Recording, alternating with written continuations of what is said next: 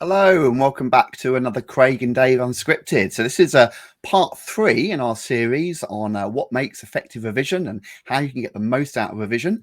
If you've not seen it yet, 2 weeks ago we kind of introduced the topic, so you can go back and watch that video, and we kind of summarized the various forms of revision out there and threw in a few surprises actually as to what people maybe thought made inefficient and ineffective and effective revision. Out of that session, we kind of highlighted what we thought were, the 6 key things to do to prepare students for exams. And then we promised over the following weeks that we would talk about those in more detail and also show you how we exemplify some of that using our course companion, Smart Revise.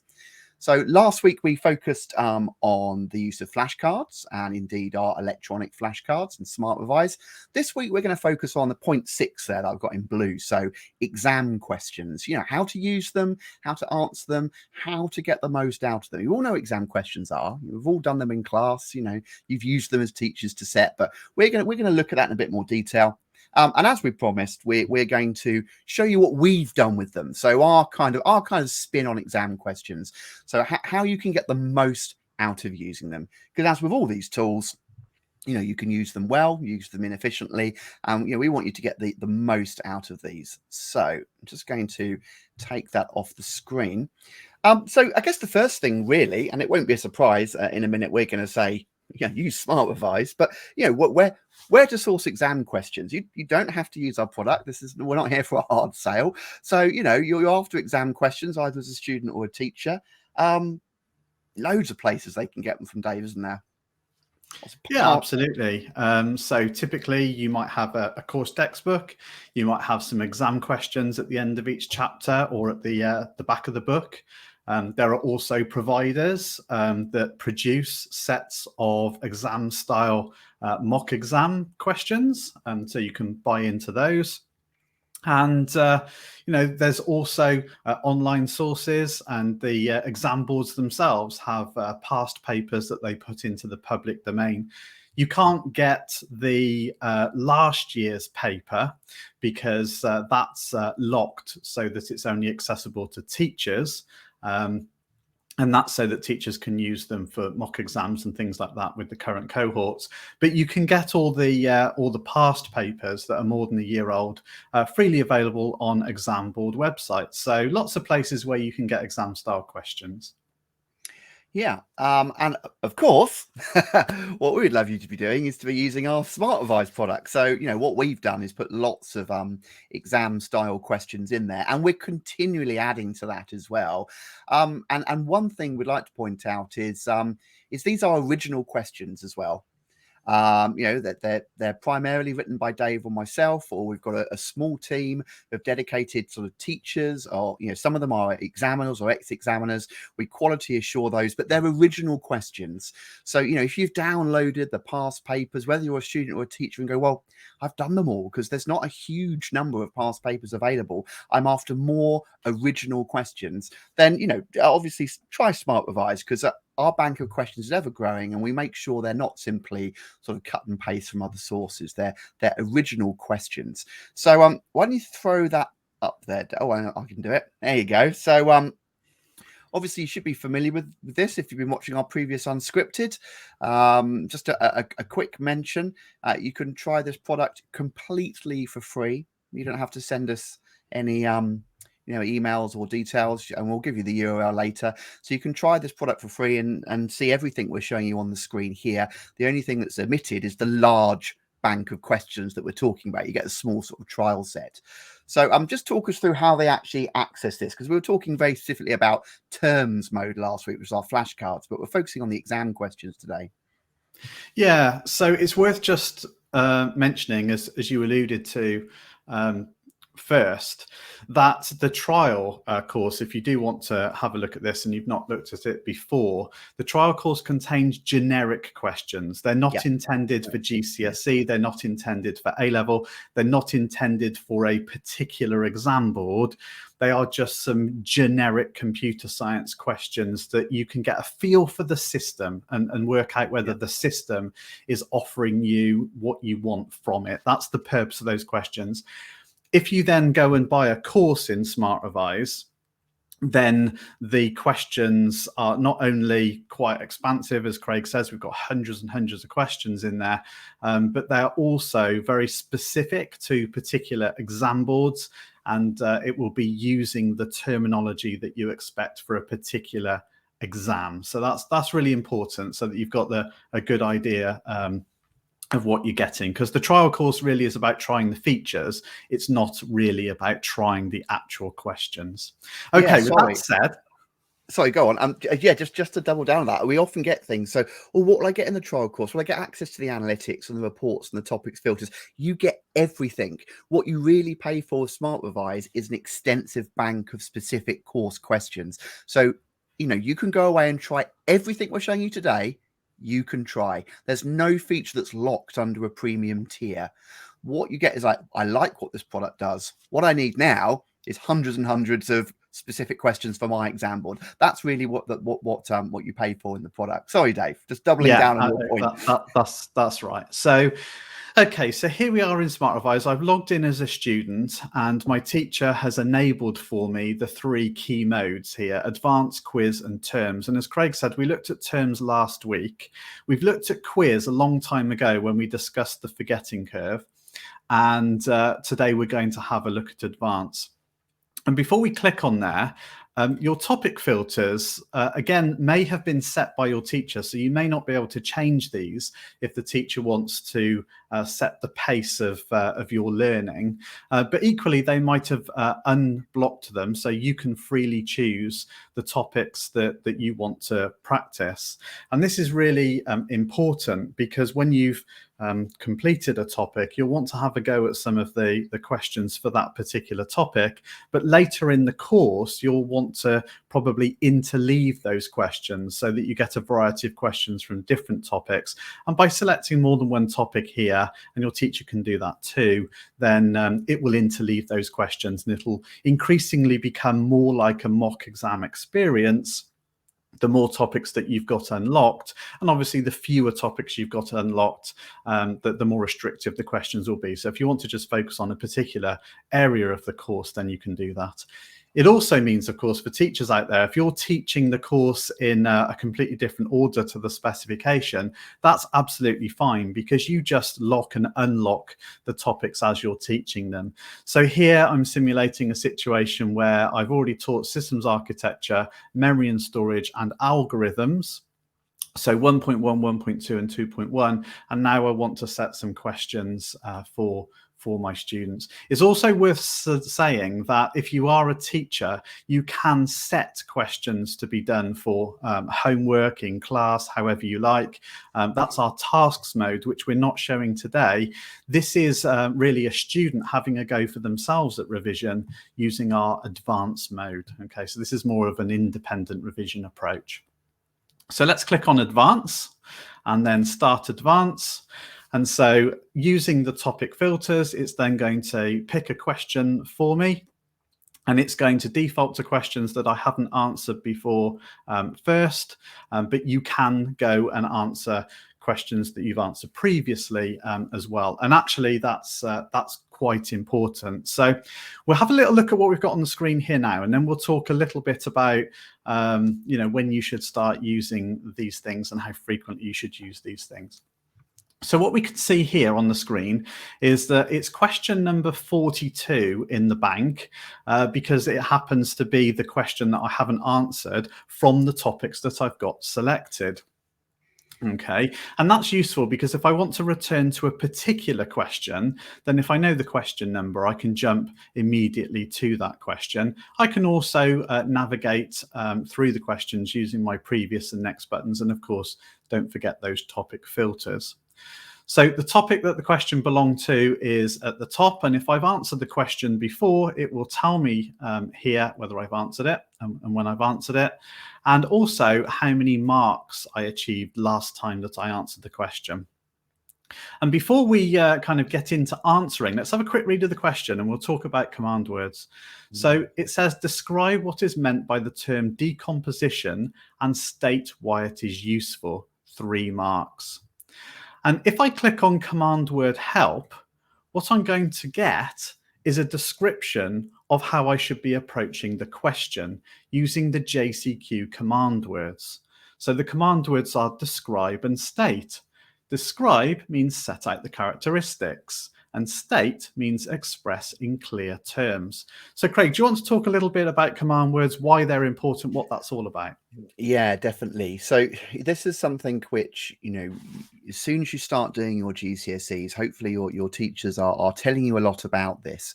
It's very important when exam boards write questions that they're unambiguous with what they're asking you. It needs to, despite what people might think or some students might believe, exam questions aren't written to try and catch you out. Quite the opposite.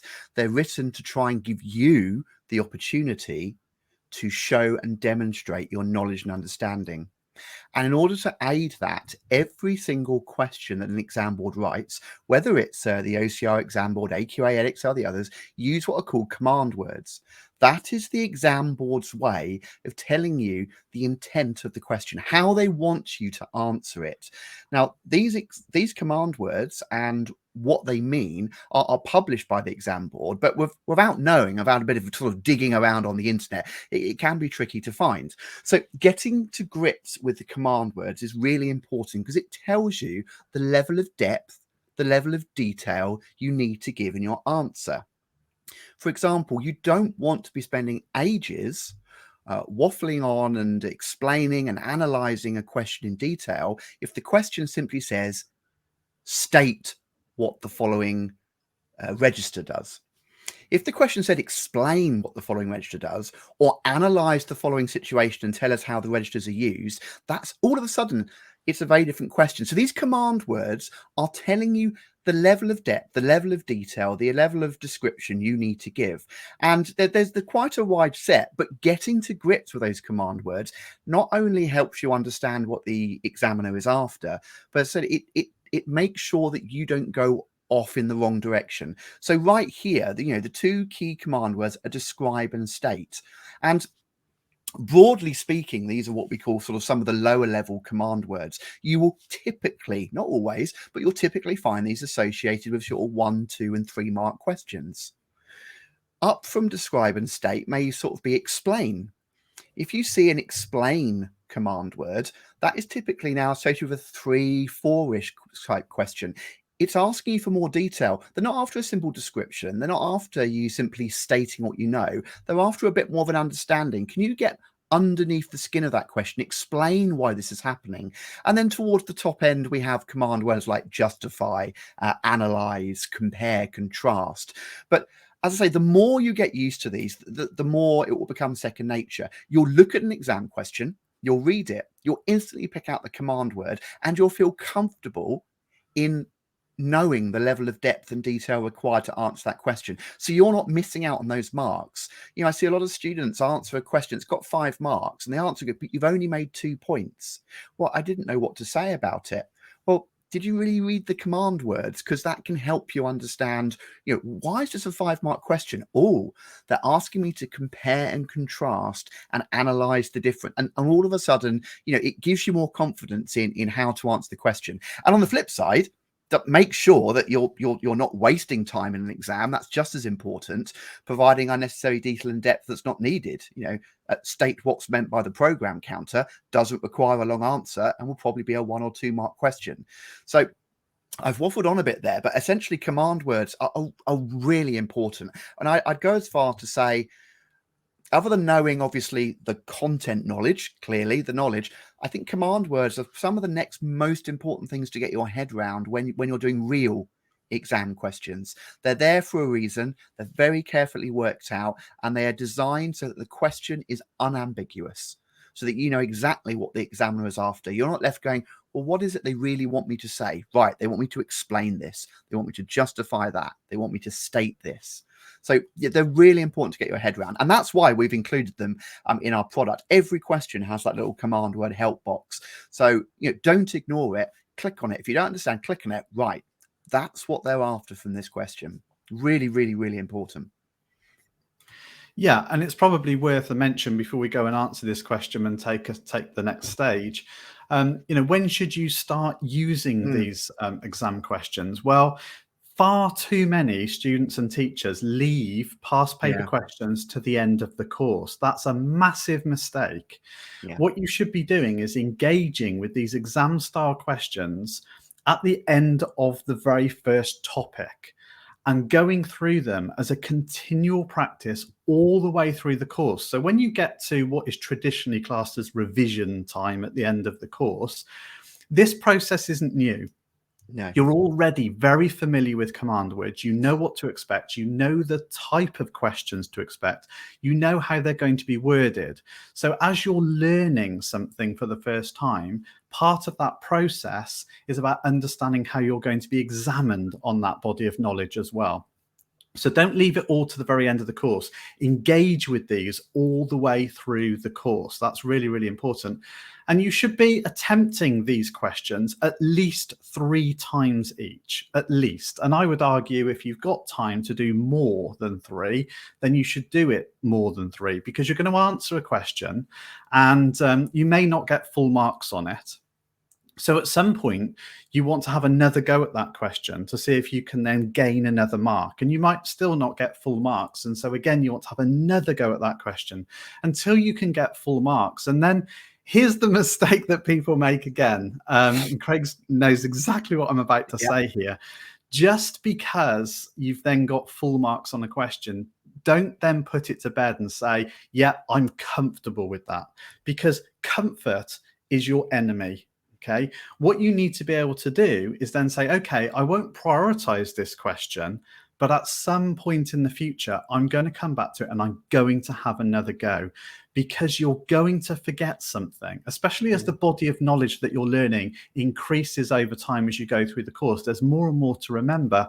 You're going to forget something. So it's important from time to time to pick some random questions from topics you've been taught and have another go at them. It doesn't matter that you've answered them in the past. In fact, that's where the benefit is, actually, is going and answering them again and again and again. Of course, an online tool like Smart Revise really facilitates that. Whereas if you're answering questions, in papers that have been handed out to you by the teacher, or you've sourced paper-based materials from elsewhere, you can only have a go at that question once, and that's not really effective revision. So I don't know if you've got anything to add to that, Craig, before I answer this question and we go on to the next one. I was just going to say, it's that false sense of security that really is your enemy. I mean, imagine the situation: you're at the start of year 10, you've just learnt your first topic, and then you go and do a question and you get it mainly right. You go, oh, Craig and Dave said I need to do that again. So you go back a week later and you do it again, you get full marks. Fantastic. Brilliant. You smashed the question. But that's the start of year 10. If you then don't look at that question again or that topic again until the summer of year 11 when you're coming to revise, then obviously you're going to have forgotten most of it. That is the forgetting curve. So this idea of little and often is something we promote throughout the Smart Revise product. And these questions will come back. They will come back again and again. And when you do finally get to the end of the course, and you're doing your last sort of month or 2 of revision, none of this stuff will be completely new. If you've done it little and often, you just moved all these concepts from short to medium to long-term memory, and it makes that process at the end of your exam much more worthwhile and a lot less daunting. And that's another reason why Dave and I are big advocates, and the researchers are big advocates, of revision should start as soon as you begin learning. So as soon as you've started learning at the start of year 10 or year 12, whenever it is, that is when revision starts. And of course, because we're saying do questions again and again, if revision is a constant ongoing process as part of your learning, it's no longer daunting. You have plenty of time to visit questions multiple times over the course of your study. It really is proven to make a huge difference in your knowledge retention, and you'll get to that exam feeling much more confident than the student that's just decided to cram for the last 4 to 6 weeks. Yeah. So as Craig was talking, I was just answering the question to save a bit of time. So the question was, describe what is meant by the term decomposition and state why it is useful, for 3 marks. And I've written, breaking a problem down into smaller parts makes the problem easier to solve. Okay, now I'm not suggesting this is worth full marks, but that's a typical answer that I might give. Notice that I've put each of my points on a new line. You can do this in computer science. It's absolutely fine for you to put each point you want to make on a separate line and effectively use sort of bullet points. It makes it much easier for the examiner to mark. You don't need to write full prose, and you certainly don't need to repeat the question. No. Okay, so having answered that, I'm going to click Mark Answer. And then what the system is going to do is it's going to show me the answer that I gave, and then it's going to show me what we call guided marking. So let's just have a quick look at the interface before we discuss it. So here on the left, we've got my answer, and you have not answered this question before. If I had have answered the question before, I could have then clicked View Previous Answer, so I can compare my last answer to my current answer to see whether I did a better job or I did a worse job, and the bits that I remembered last time and I forgot this time, and vice versa. So that's quite helpful. It also shows me the answer that I gave over here. And if I want to, I can show the question again. Now, it doesn't do that by default because we want to not make the screen too complicated, but you can show and hide the question again if you want to. And there are also some options if you want to move the interface around a little bit, depending on the device that you're using. So that can be quite helpful as well. But over here on the right-hand side, we've now got what we call guided marking. So Craig, do you want to explain what this is? Yeah, so this was a big feature that we spent a lot of time on with Smart Advanced. Half the skill of answering exam questions is being able to interpret and understand the mark schemes. The more you can do that, the better you can get at that. The better you will do in the exam. It's possibly a sad fact that unfortunately a lot of success in academia is exam technique. Obviously it's your body of knowledge, but that's just a nature of the examination system. And so we really want to now you getting used to that exam technique. So you've completed your paper. Giving it to your teacher to marking is great, but what we want you to do is mark the question yourself. Now, exam board mark schemes can sometimes not be the easiest thing to follow. And in fact, very quickly, Dave, if you could just press the show unguided marking. So we do expose what the sort of the raw mark scheme will look like. So, this is, for example, how the mark scheme for this question would appear. And it may be you've done these before. You've had a go at a paper, and then you also download the mark scheme, and you're there. And the more practice you get, the more you'll be able to use this. But our guided marking feature, which Dave just switched back for me, will step you through this mark scheme with a series of yes or no question. It's exactly the same content, by the way. What we're showing you here is the raw mark scheme, but now we're guiding you through it. So first of all, we have got description, maximum 2 marks available. Oh, that's interesting. So this question is out of 3 marks. The description that I provide is worth a maximum of 2. So I have to make 2 valid points. And then it asks you, did you say breaking a problem down? Yes or no? Did you, Dave? Breaking a problem down. Good man. So yeah, you successfully did that. So you click yes and it awards you a mark and it moves on. Now there's a maximum of 2 marks for the description here. So it's carrying on. Did you say into a number of smaller problems? Absolutely. Breaking the problem down to smaller problems. So it's going to click yes again. And boom. They're the 2 marks for description, because the way this question has been structured, there's 3 marks for which the examiners are giving you 2 for the description and 1, I think, for an example. Yeah, why decomposition is useful. So you can see there as well, there were other possible marks for that first section. And this is quite common, by the way, in a mark scheme. You will see that a question is out of 3 or 4 marks, but there may be sort of 5, 6, 7, or even 8 options available. Now, what we needed was to get 2. So this is where the guided marking again is extra useful, because you can't lull yourselves from a false sense of security and go, oh, I got all 3 of those first points, I got 3 marks. But well done for getting all 3 of the first points, but that only gets you 2 marks at that point, because your third mark has to come from something else. So it avoids you missing important parts of the questions. Questions that say compare and contrast, show us the advantages and the disadvantages. It's no good just listing advantages. There may be lots in the mark scheme, but you'll see that it says a maximum of 2 marks for advantages and 2 for disadvantages. This system here of the guided marking makes sure you understand where the marks are coming from, make sure you're allocating the marks sensibly. So we'll just carry on. So we're on to this next section. Why decomposition is useful. Did you say it makes the problem easier to solve? Makes the problem easier to solve. Dave, you've done your revision well. So Dave's going to click yes to that one as well. And boom, he's got the maximum of 3 marks now.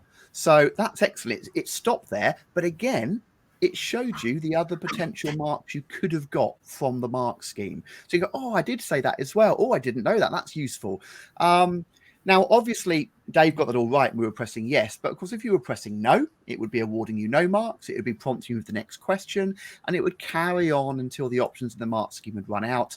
The important process here is we've designed this to help train you and guide you with interpreting these exam board mark schemes. Now, after a while, just before Dave presses submit, after a while, you're going to be able to go back to the raw mark scheme and go, yeah, I can interpret that easily myself. So if you start using this from the start, you might be able to look at the mark scheme in the future, go, yeah, breaking problem, good, smaller parts, good, that was 2 marks, wonderful. 1 mark from here makes the problem easier, tick. And you will find it becomes a natural process. But the two mark schemes are exactly the same. It's just that one, you have to come up with the mark yourself. Whereas with this mode, we're taking you through the process step by step, really training you to interpret the mark schemes, use them, get underneath the skin of the question, see what the examiners are after. So, quite an effort actually making this guided marking approach, wasn't it, Dave? But I feel it's been well worth it. People really, really enjoy it. Our own students love it. Yeah, absolutely. And so before we go any further, just to explain to you what's on the screen at the bottom here, this is our references section. And so if you really didn't do very well on this particular question and you think, I need to learn this, I don't know, it will show you which Craig and Dave video you could go and watch on decomposition. You can click the link, it'll fire you off into YouTube, and then you can watch that video if you want. But it's also silently compiling a personal revision list for you that you can access in your revision report. And so as you're answering these questions, it's building a list of top 10 videos you should watch in the background. So don't worry if you don't go and click that instantly to go and learn, but it's there if you wanted to do that. And certainly if you're in a more intensive revision session towards the end of the course, you might find that useful. So we wanted to put that link in there. Okay, so that's that one done. So I'm going to click Submit Marks. And then it's going to store that away, and it's going to present me with the next question. And it will literally just keep presenting me with questions, whether I've seen them before or I haven't seen them before. It will prioritize the ones that I haven't seen before. But here you can see one on memory and storage. I actually last answered this 179 days ago. So I've had a go at this one before. I've no idea what I wrote. So you got your mark, so it can't have been that good. No, it was probably a bit of test data, in all honesty. But there we are. So a laptop is used to watch a movie that's been downloaded by a multimedia player. Describe what would be held in RAM while the movie is playing. And so, sorry, very quickly, Dave. And we can see the interleaving here as well, because obviously we've gone from algorithms to memory and storage. So it's mixing in the topics as you're using those topic filters, which the teacher might set for you. But and that's a really useful skill, by the way, for nailing revision and understanding the course content, mixing the different topics together, because nothing in computer science lives in isolation. It's all holistic. So we've jumped here, as we said, from algorithms to memory and storage. Yeah, and we'd like to think that all the questions that you'll see in Smart Revise are all potential questions you could get in a real exam. There are no silly questions. There are no questions that are outside of the specification. No. Everything is written very much in a style that you would expect to see. So could I see this particular question in a real exam? Yes, absolutely. And that goes for every single question that we've got in Smart Revise. One of the things that Craig and I do every time there is an exam is we study that exam paper and the mark scheme really carefully. And we look for things in the mark scheme that maybe weren't in our resources, maybe weren't in our videos, maybe weren't in the mark schemes in Smart Revise. And we go and backfill those things to make sure that our products are always as fit for purpose as they possibly can be. But we also look at the questions and we think, that's an interesting question, how they've assessed the knowledge in that topic. Are there questions we can put in Smart Revise that would help the student with those kinds of questions in the future? So as Craig says, we don't copy and paste the questions from past papers in Smart Revise. We're actually not allowed to do that. The exam board prohibit any online tool, not just us at Craig and Dave, but no online tool is allowed to have the past paper questions in it unless it's been written by the exam board themselves. And so we don't use the actual questions in the past, but we look at the questions that they've asked and we think, okay, we see where they're going with this. And then we will write similar questions for Smart Revise that are not the same questions. Okay, so that's that, Craig. Anything more to say about this? No, so just press next a few times. I'm just curious to see if we can find. So we've got a huge range of questions. This is perfect. So you typically in exam papers you will also have small diagrams, maybe little flow charts. We've included all of those types of questions in there as well, and you'll see much longer questions. This is one I wanted. Perfect. So here we've got a 6-mark question. The important bit here is that last sentence. The quality of your written response is assessed in this question. Every subject by law has to test your use of spelling, punctuation and grammar, not just your English exams, I'm afraid. So you'll find in every exam, including computer science, that the odd question will have this little sentence, and it just prompts you that when you're writing your answer here, you need to pay attention to the quality of that written response. But again, if we click on command word help, there you go. This question, the keywords or the command words, are explain and justify, but it's also a level of response question. And there's a bit of guidance there as to what that means. We get a lot of teachers, people saying, have you got some help for those longer mark questions or those level of response questions? Better still, when you come to mark this type of question in Smart Revise, we've got a clever marking interface that happens after. Do we want to show it very quickly?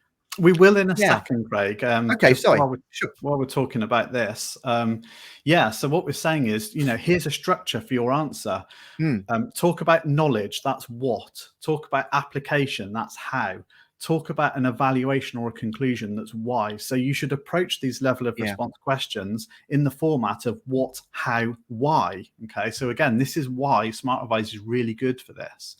And then there's further guidance for you as well. So use precise computer science terminology, include references to stakeholders and their needs, consider the different perspectives, make concise arguments that are realistic based on the context, and include a balanced conclusion with supporting judgments. So if you don't know how to answer these long mark questions, and this one is worth 6 marks, this gives you the framework. Okay, so you want 2 marks for your what, 2 marks for your how, 2 marks for your why, and use the framework that you've been given there. So sure, let's zip that up. I'm just going to write I don't know here.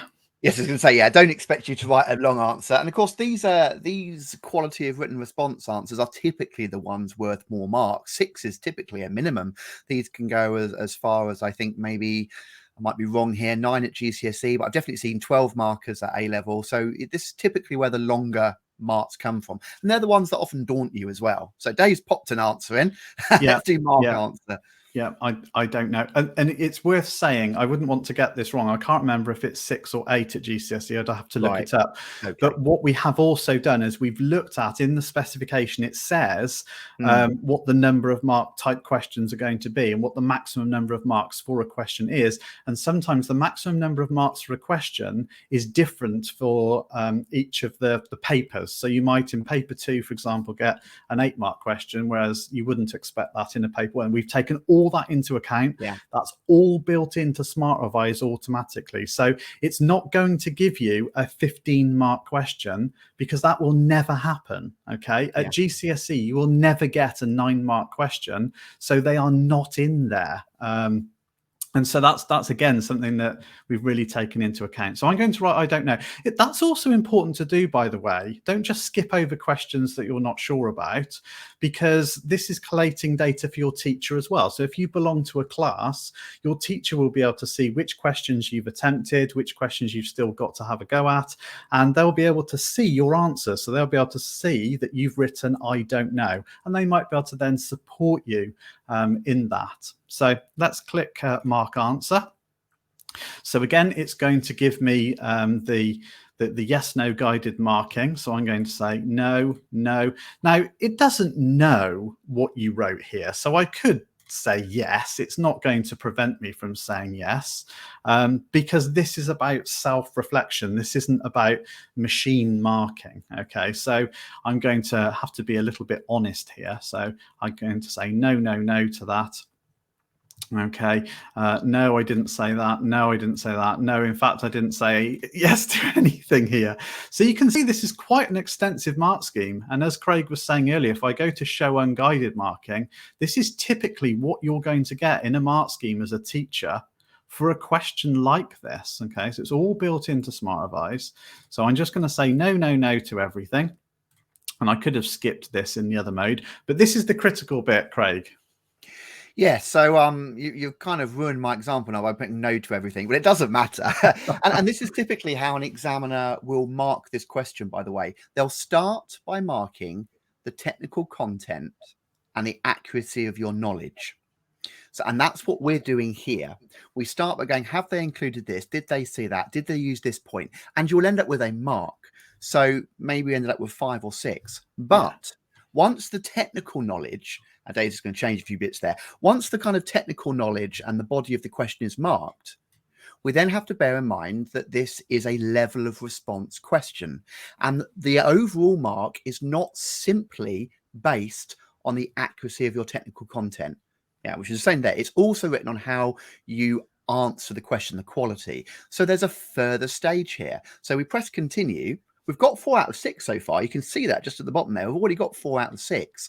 But now we have to place your answer into one of 3 bands, low, middle, or high, depending on how well the question was written, not just whether your technical points were correct. And we've got guidance. So you'd look at these 3 bands. I won't go through them all now, but we'll look at the 3 bands. And I might say here, okay, I feel like I'm in the middle band here. I made a reasonable response. Yeah, or there were a few occasional spelling and grammar issues. Oh, I forgot to use some technical terms. So I'm a middle response. And then how confident are you in that band? So having hit the middle band, are you kind of like, well, I was basically in the top? Or like, no, I was kind of there. Or like, oh, I only just about gave myself the middle band. I was thinking about giving myself the lower band. So you tier out. So I'm going to say the bottom one there as well. So I only just feel I hit the bottom band. And then it will scale your marks appropriately depending on what you did. So you may have ended up with sort of like 4 out of 6 or 5 out of 6, but it will then scale your answer to fit within that quality of assessed marking. So we've got all of that built into Smart Revise. So it's quite an extensive feature, but it really helps to train you there on how you use the quality, those quality of written answer questions. Right. I think the one other thing we desperately wanted to talk about was reflecting on your answers. So we've shown you a lot about Smart Revise there and the various features we've got, but it's important once you've answered a few questions, you don't simply put them to bed and they're then forgotten about. Once you've answered a question and you've looked at it, it's important you reflect on your answers. So we've just got a single slide would like to share for you here. I'll just take that banner off. Marks, love an acronym. Go on then, Dave. Okay. So marks, how can Yeah, students so, use this? so having answered questions, and this applies not just to Smart Revise, this applies very much to mock exams that you're given by your teachers when you get your papers back, and any other revision processes that you're going through, you can apply this.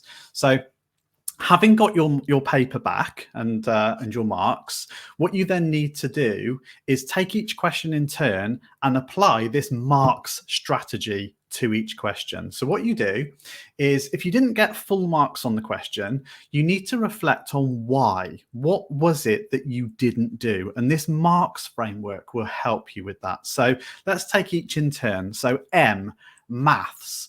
Was it a maths error? So this is only really applicable to your sort of binary questions where you have to calculate an answer to something, or maybe the storage requirements of something. Did you make a maths error? So did you use the correct steps to get to the answer? That's what you should be asking yourself. So you either did use the correct steps and you then just wrote the wrong answer, or you didn't use the correct steps. So there was an error there somewhere. So if that was what was the problem with your answer, you should write an M next to that question. Okay. Or you got the correct answer, but you forgot to show the steps of your working that's in the mark scheme. I would possibly put an M there as well. Yeah. Yeah. And then A is application. So did you use relevant points to the scenario? So it's important in computer science that you don't just spout all your knowledge, but you write an answer that is relevant to the context you're given. And so if your application wasn't quite there, then you write an A next to that question. Okay. R is read. Did you read the question correctly and carefully? Because so many errors happen because you didn't actually notice the command words. Maybe you went off in a different direction and you hadn't read the question carefully enough. And if that's why you didn't get full marks, put an R next to that question. K is knowledge.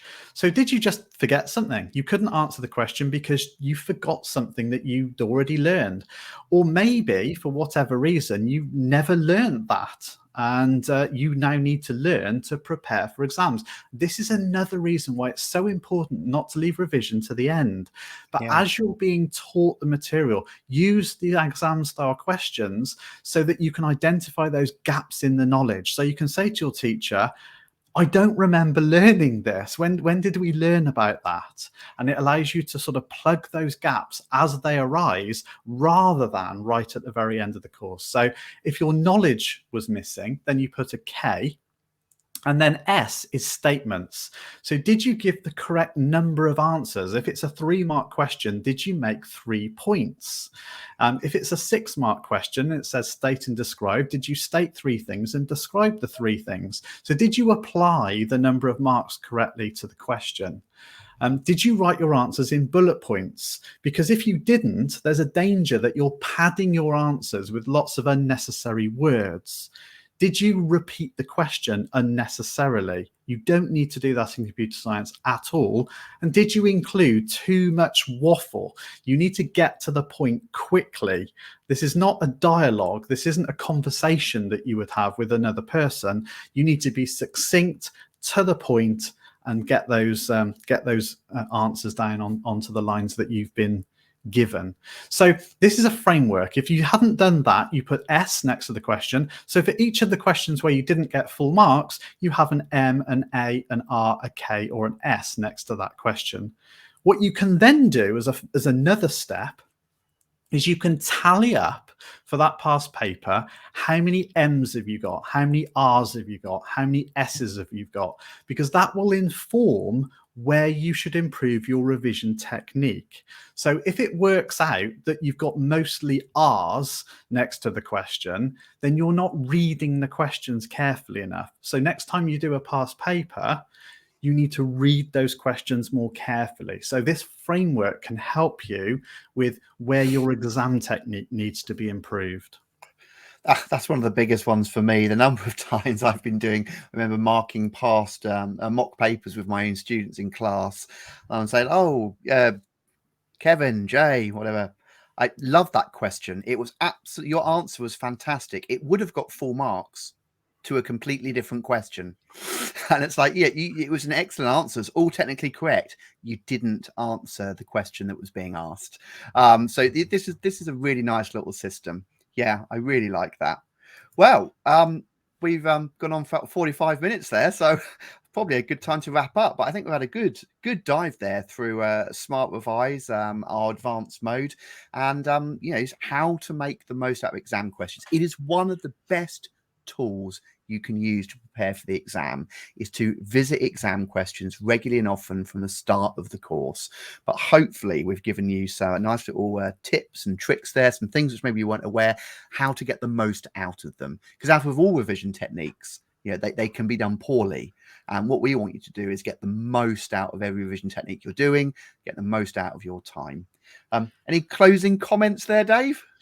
Just to say, we started this series with research, and everything we do is based on research. And so it won't surprise you. The final thing I want to say is that what the research says is, out of everything you can do for revision, doing exam style questions is the most important thing you can do. And you should be doing them often, from the beginning of the course, regularly, interleaving, spaced learning, all the way through. Don't leave it to the very end. But exam style questions has proven to be the most effective of all the techniques. And so that's the thing that you should be doing the most of. Brilliant. Well, thank you, everyone. Thank you for sticking with us. We'll see you again next week for another Unscripted. Take care. Bye-bye.